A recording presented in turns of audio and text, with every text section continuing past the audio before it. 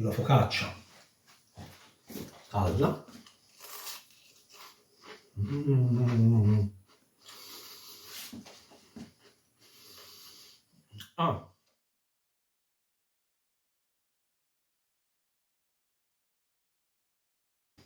Gentili quasi norcini, vediamo oggi cosa andiamo a fare. Andiamo a fare il burro del Chianti. Praticamente sarebbe, ha un nome un pochino così colorato, diciamo in questa maniera, sarebbe il nostro lardo che voi o lo comprate già pronto, o l'avete messo nella salamoia, o l'avete messo nella concia, ok? Finito di fare questa operazione, scegliete quale vi torna meglio. Io questo qui era sotto la concia, è stato 3 mesi sotto la concia, me ne avanza un pezzettino, non so se ce n'ho un pezzettino in più, che vedete, bello drogato, già bello insaporito, là, c'è un po' di sole. Ok, e cosa ho fatto? Mi sono portato avanti, qui l'ho tagliato, io lo prendo, pezzo diciamo che erano 3 mesi che era sotto la concia, ne ho preso un pezzo, e cosa ho fatto? Prima, attenzione questo qui, prima l'ho passato nel tritacarne, ho fatto dei pezzettini, vi evito questi passaggi in maniera che magari il video viene più breve, l'ho passato comunque prima nel tritacarne, ok?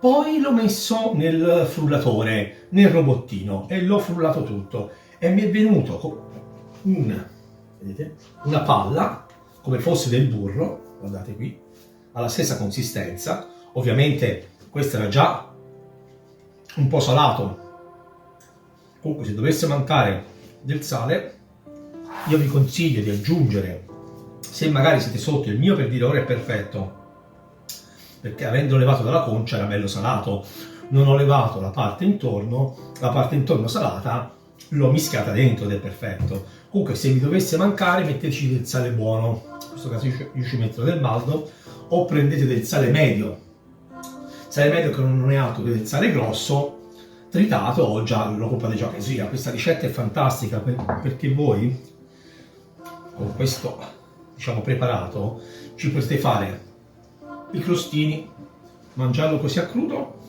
o come ho detto prima, essendo burro, lo potete aggiungere alle pietanze, condimenti, ai soffritti. Invece di metterci l'olio ci mettete questo qui, che è 1000 volte superiore. Stiamo parlando di un sapore eccezionale, stiamo parlando del bello rosa. Comunque sì, io ci vado ad aggiungere anche, oltre a questo che c'è sopra, ci metterò un pochino di aglio,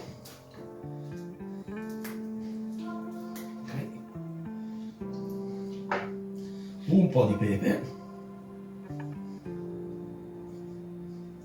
e a piacere ci potete mettere del piccante. Io ci ho preparato il piccante, un po' di prezzemolo e via discorrendo. Questo lo potete ovviamente fare al robottino o farlo a mano.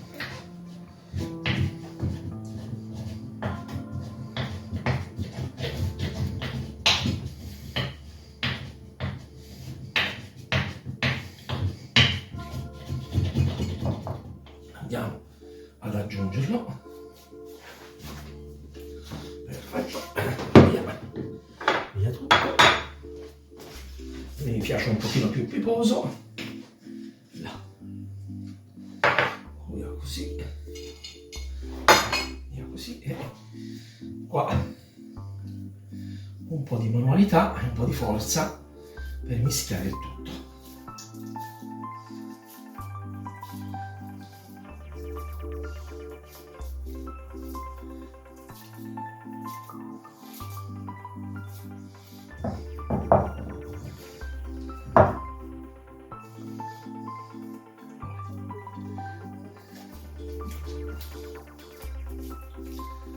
Mischiate il tutto.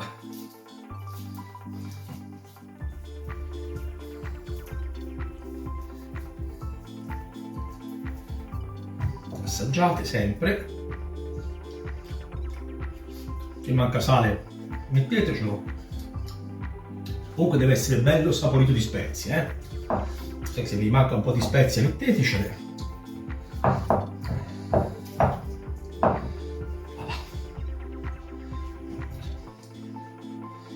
Mi lavo un attimo le mani, le devo pulire.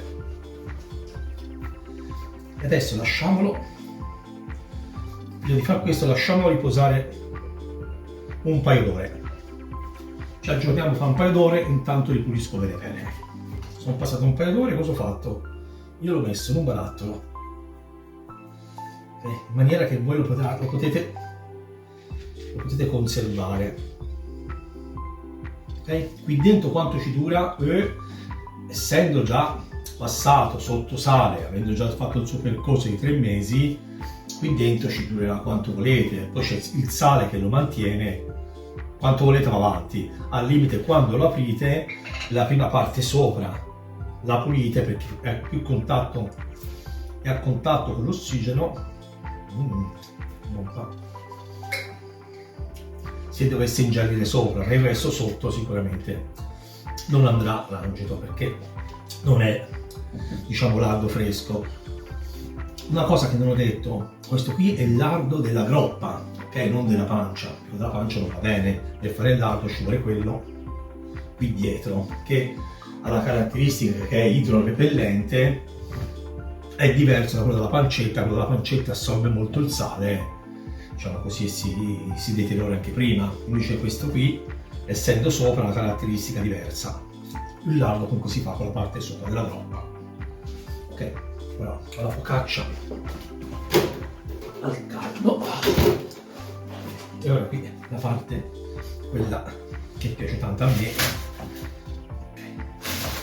Ok, focaccia calda. Prendiamo il nostro lardo. Il lardo lo potete tenere, va tenuto, diciamo, in frigorifero, il barattolino, quando avete bisogno. Sulla focaccia calda.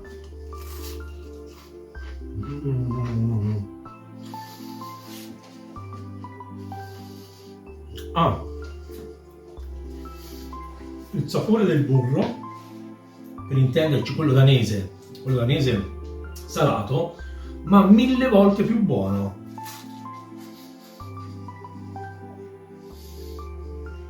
E come vi dicevo, questo lo tenete qui, potete fare i crostini, lo potete mettere sulla carne, lo usate come condimento. Al vantaggio che, ho detto, si richiude, si mette in frigo e quello va avanti. Comunque è una grande cosa. Questo qui viene molto usato, da molto, diciamo così, fatto tornare di moda il signor Cecchini, il macellaio di Panzano in Chianti. Lui lo usa molto.